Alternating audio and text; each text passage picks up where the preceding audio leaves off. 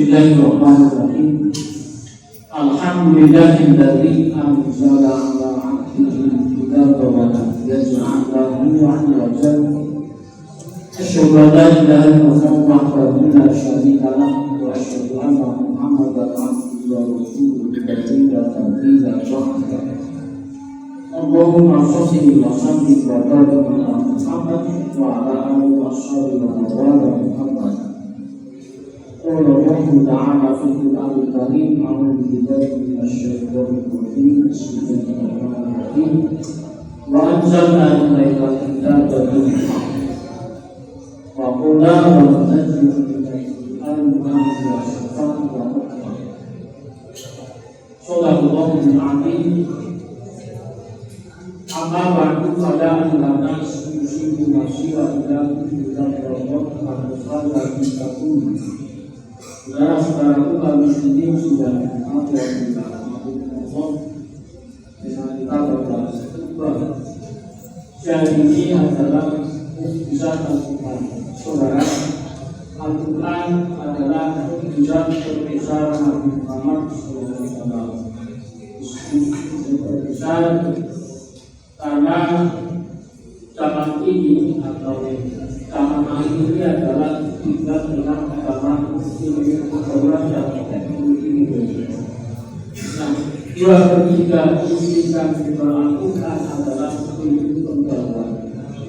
Meskipun Al-Quran turun 14 abad yang lalu, informasi yang disampaikan kepada kita sudah dibuktikan oleh para ilmuwan tentang kebenarannya dan tentang kita disebut bisa terbesar Nabi Muhammad SAW.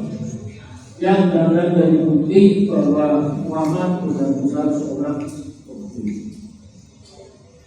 Dan salah satu bisa lakukan adalah hubungan sebagai obat juga selain menjadi mujizat dan muslim bahwa Al-Quran juga merupakan obat. Ini di dasar ulama dilakukan tentang menunjukkan Quran imam dan sifat menunjukkan Al-Quran sebagian muslimnya ada yang jadi obat. Nah, obat apa yang dimaksud? Ini ada 3 macam tafsir. Ada kelompok muslimat yang dikenal sebagai kelompok menafsirkan obat ini adalah obat fisik. Makanya ayat tersebut ditulis di kertas, kemudian dibakar, kemudian ditaruh di gelas, kasih air diaduk dengan obat itu. Nah, kalau versi Muhammadiyah, obat yang dimaksud di dalam ayat itu adalah obat hati, obat jiwa. Kenapa? Karena dengan aturan itu, jika kita benar-benar menghayati dan menyelami isinya, Quran benar-benar menerangkan hati. Ingat bahwa para pakar medis mengatakan bahwa penyakit apapun itu disebabkan oleh 2 hal. Pertama, oleh perut, yang kedua oleh jiwa yang rusak. Ternyata penyakit yang ditimbulkan oleh perut itu adalah 10%. Sebagian besar penyakit ginjal, jantung, liver itu karena karena jiwa yang rusak. Buktinya apa?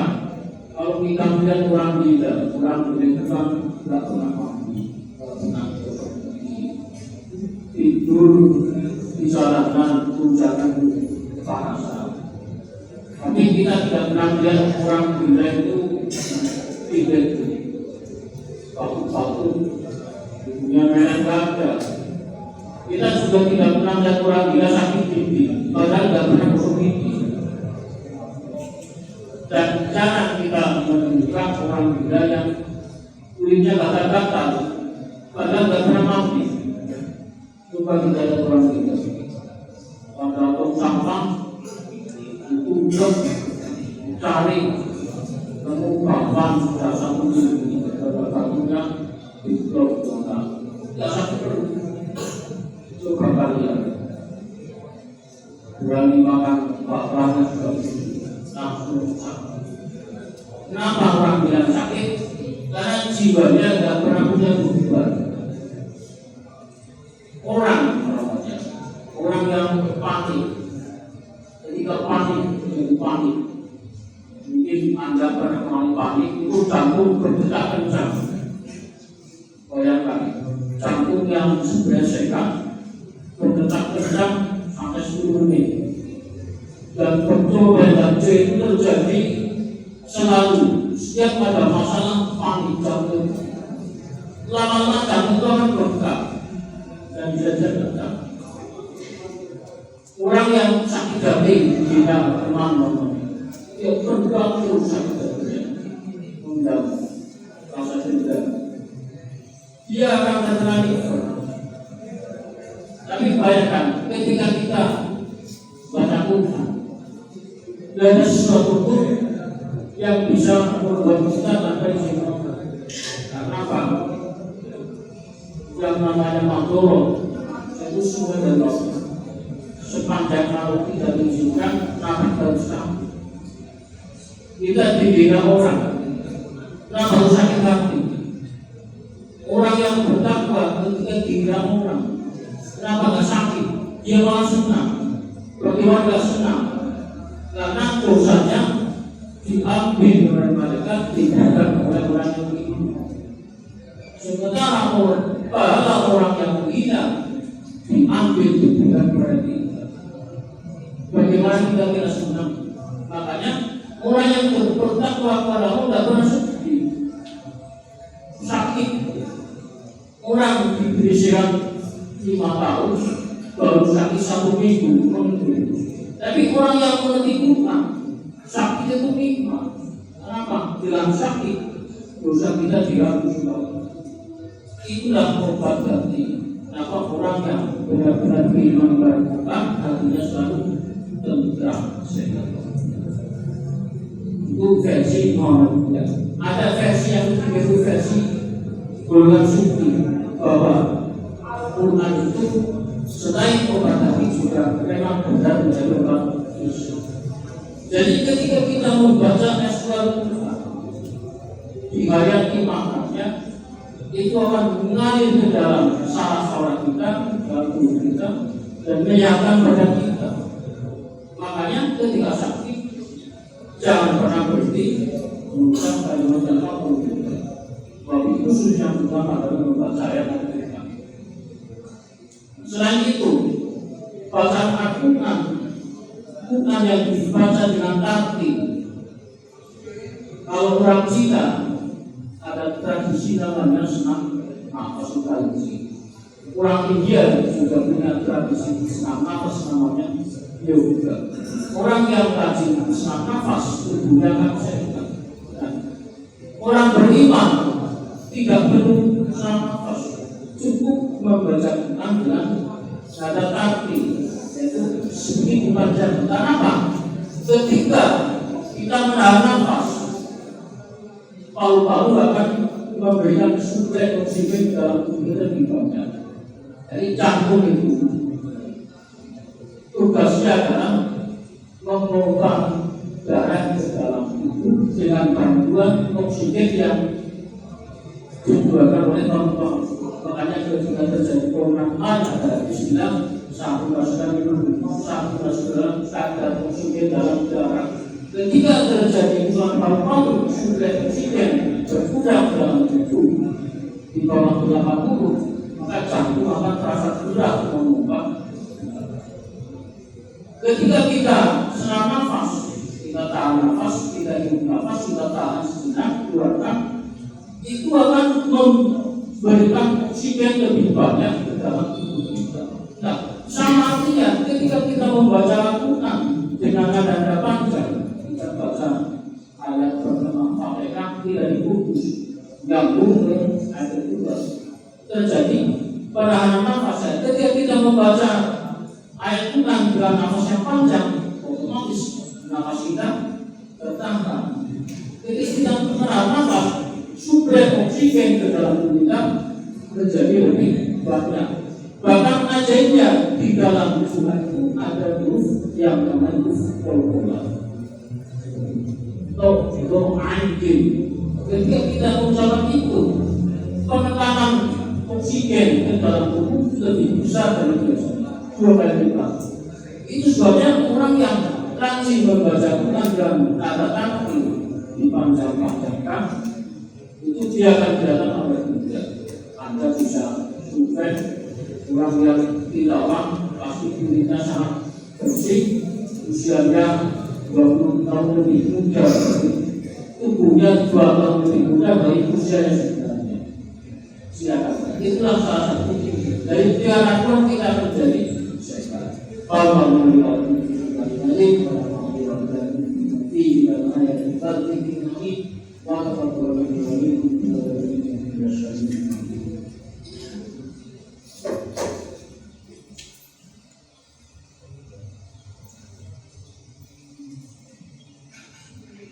Bismillahirrahmanirrahim. Alhamdulillahirabbil sifat allazi lam yalid wa lam yulad wa lam yakul lahu kufuwan ahad. Wa ala alihi washabihi wa man wala kembali membaca Al-Quran. Jika kita membacakan tanpa artinya, minimal kita sudah membuat fisik kita sehat. Jika yang masuk ke dalam Al-Quran ibadah. Dan jika kita mengenal artinya, maka hati kita akan teruslah membaca Quran. Jika tidak punya kesempatan, kita pun bisa membaca sambil berjalan. Kita di motor, di mobil, kalau sudah duduk, saya biasa jam 10 sambil berjalan. Tidak apa-apa. Kita tidak punya waktu yang luang sambil jalan pun bisa, maka sebaiknya kita minimal surat pendek. Kita berjalan, mulai start kita baca dari Al-Fatihah, nyambung Anas, Al-Falaq, Al-Ikhlas terus sampai Allah baru berhenti. Itu bagian tidak sempat baca sambil. Jadi tidak harus duduk. Orang baca itu biasanya jelas-jelas. Pikir tidak harus duduk, dia bisa berjalan sambil mengucap Subhanallah, Subhanallah, Subhanallah. Tidak akan terganggu. Justru dengan saat itu kita akan selamat berjalan. Baik, kalau muslim sedang sampai Allah, sampai sekarang. A'udzubillahi minasyaitonir rajim. Bismillahirrahmanirrahim. Allahumma shalli ala Muhammad wa ala ali Muhammad wa sallim mu'minina wal mu'minat wal muslimina wal muslimat al-ahya'i wal amwat innaka hamidum majid wa yaqulu Allahumma inna nas'aluka al-afwa wal afiyah wa al-afiyah fid-din wa dunya wal akhirah. Rabbana atina min ladunka rahmah wa atina min ladunka rahmah. Rabbana ighfir li wa li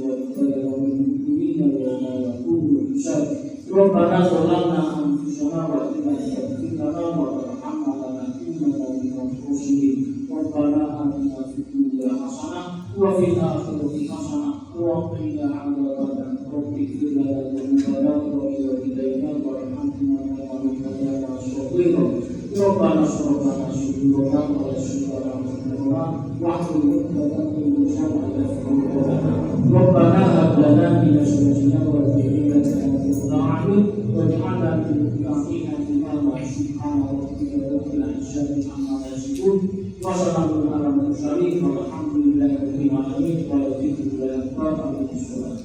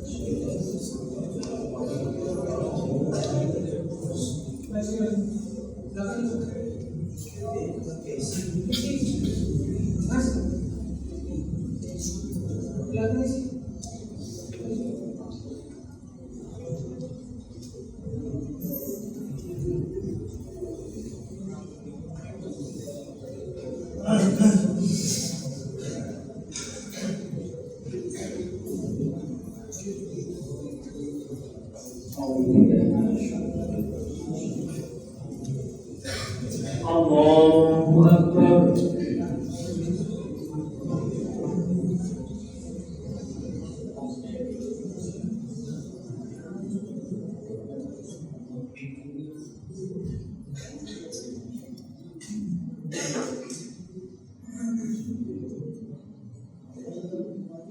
Alhamdulillahi Rabbil Alamin Ar-Rahmanir Rahim Maliki Yawmiddin Iyyaka na'budu wa iyyaka nasta'in Ihdinas siratal mustaqim Siratal ladzina an'amta 'alaihim ghairil maghdubi 'alaihim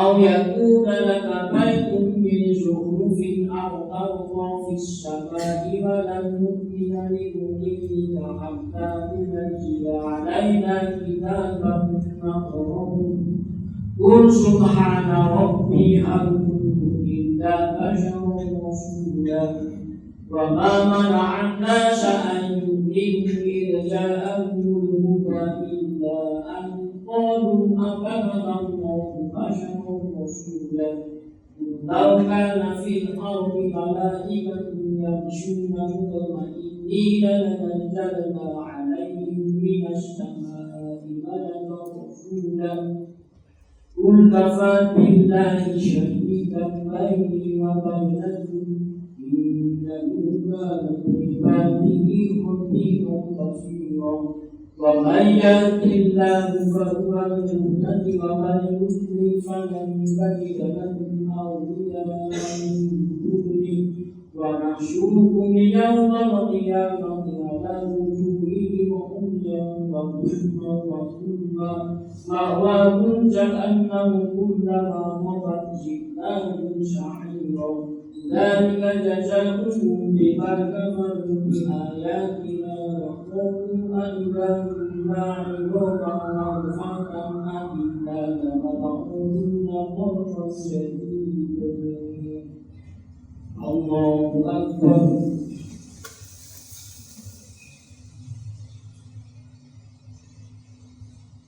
سمع الله لمن حمده الله أكبر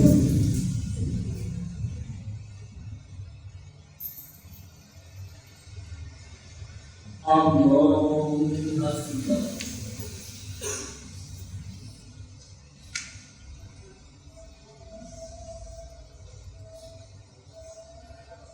الله أكبر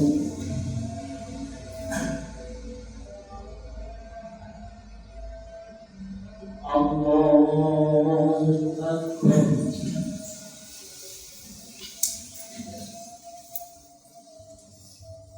الحمد لله رب العالمين الرحمن الرحيم مالك يوم الدين إياك نعبد وإياك نستعين اهدنا الصراط المستقيم صراط الذين أنعمت عليهم غير المغضوب عليهم ولا الضالين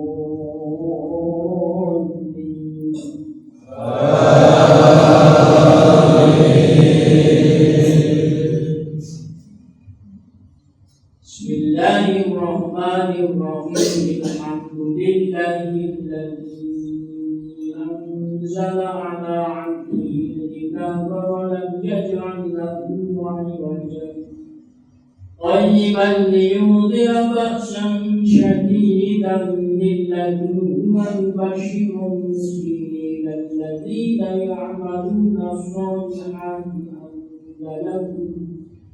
أن لهم أجرا حسنا ماكثين فيه أبدا وينذر الذين قالوا اتخذ الله ولدا ما لهم به من علم ولا لآبائهم كبرت كلمة تخرج من أفواههم إن يقولون إلا كذبا فلعلك باخع نفسك على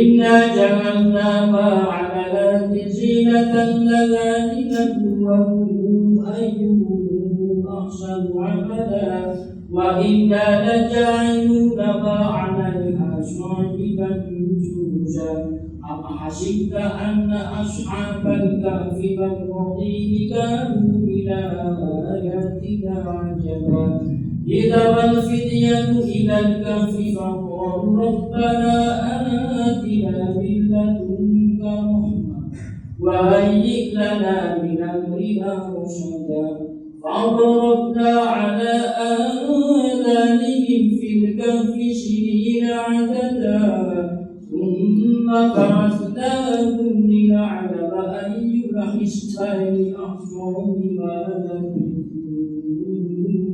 أمدا. الله أكبر.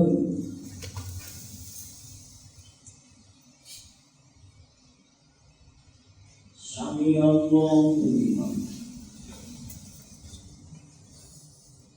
الله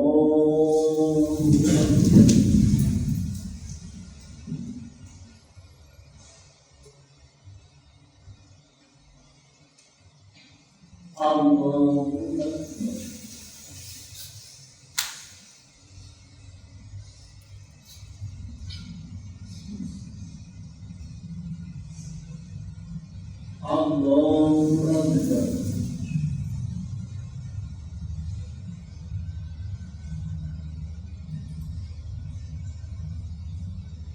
Allah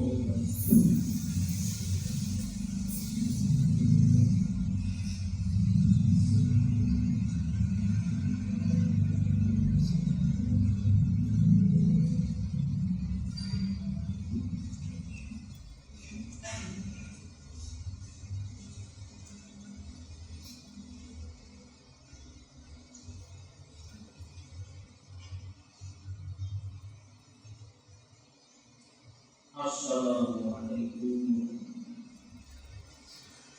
warahmatullahi wabarakatuh.